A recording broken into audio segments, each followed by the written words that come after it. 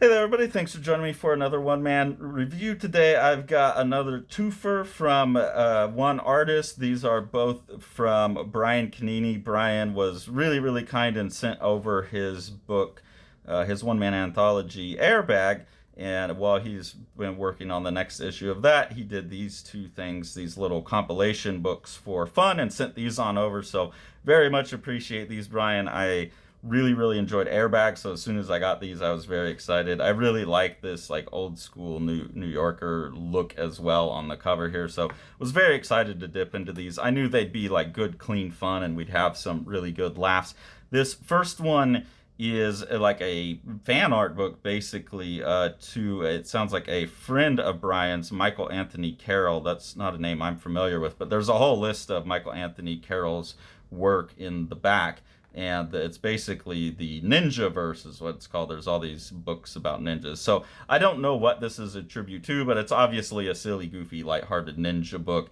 And because Brian Canini's saying he's trying to keep within the vibe and the look of that book, or at least the vibe, if not the look. So you just get all these like funny little gags about ninjas. This welcome aboard, how to be a ninja. I don't want to give away all of it. My favorite one in here was the silent but deadly, where the ninja sneaks out a sneaky ninja fart, and the sneaky ninja fart goes on an attack and attacks the other ninjas, and you get dialogue, let her rip, fart attack. Yeah, that just has that pure fun of just like a kid. We've got Jack here for the summer. I immediately showed to him. He cracked up. Tori was cracking up. This is like if Jack sat down and made a comic. This is exactly what it would look like. And read, you know, he's got some pretty fun little comics that he's made here and there.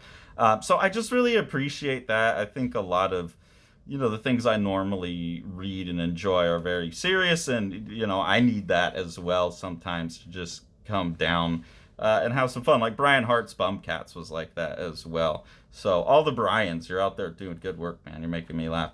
This other book, the is what it is: random short stories by a future bestseller. Because yeah, we're gonna say that Brian Canini is hilarious and should be a future bestseller with a kids book on the shelves. There's more proof of that in here, in that you get a bunch of short stories that have been collected from a lot of different anthologies, and then just little things that never showed up anywhere, didn't make it into Airbag or whatever. So, collection of short stories. Brian says that he's really into the idea of the anthology, you know, kind of having that freedom to try different things. Also, like saying themed anthologies are real fun because there's like a constraint or a challenge.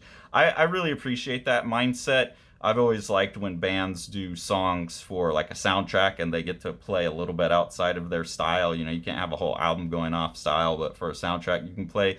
That's what anthology work kind of feels like to me. And Brian's really having fun with that. So the first one here is hilarious. It's Gilmore Girls versus Godzilla, and I'll spoil this first gag because it's really good and it gives you kind of sense of the humor in Brian's writing. This is pretty typical. That this is like just a whole story of Godzilla versus Gilmore Girls, and then at the end of the story you pull out and realize, kind of like Lego movie trick, that this is a kid been playing with their dolls all along. And I thought that was hilarious. Also funny because Gilmore Girls is one of these shows that Tori has binge watched a number of times in her, you know, learning how to deal with being disabled and being stuck home all day. That's one she's gone back to for a comfort show. So that was a pretty funny one that I also got to show to her, and we got a good laugh out of.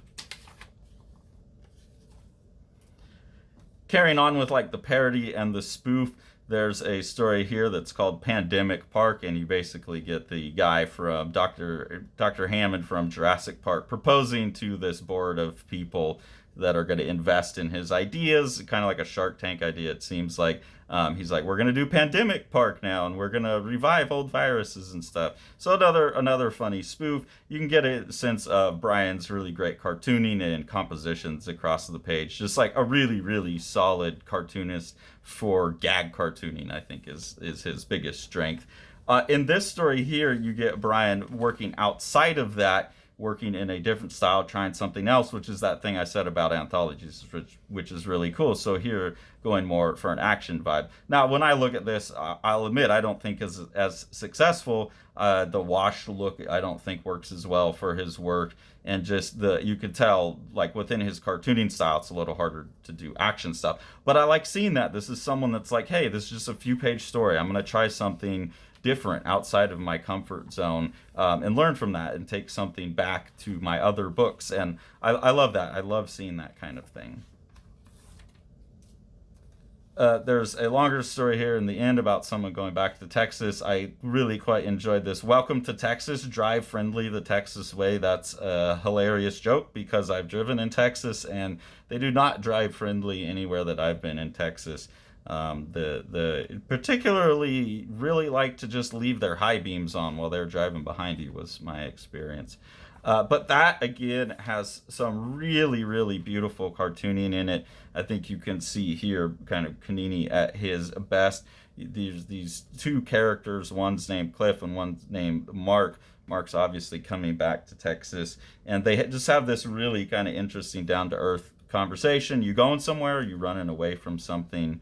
And to have this like little moment of connection between them, and then the story ends with the what was the Mark character then getting back on the road, driving through a storm and entering into Albuquerque. I really personally connected with this story because I've done lots of like lonely cross country road trips in my years as an artist in school and all of these things.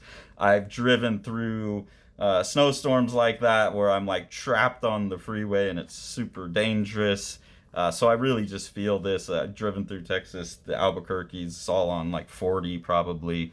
So I know these roads and those signs, and it all feels right, like the feelings are captured. And then the idea of entering into Albuquerque being like the sunshine at the end of the storm also, to me, seems like a joke, because Albuquerque to me is one of the most dismal, bleak, depressing looking places I've ever driven through. I know some people think it's really beautiful, but I guess I'm not a high desert guy.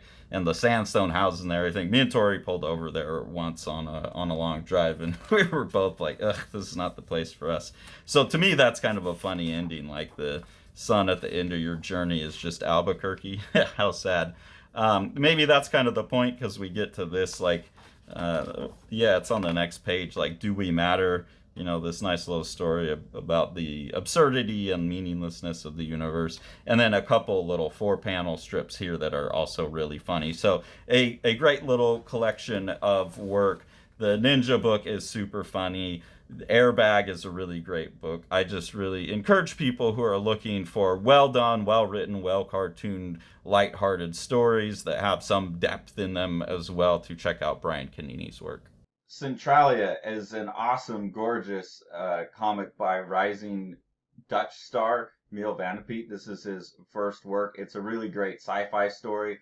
There's a world in the future where the sun has gotten so hot that people can't be on the ground, so they have to run around. There's a lot of conceits that go with that. You know, what is the world that looks like?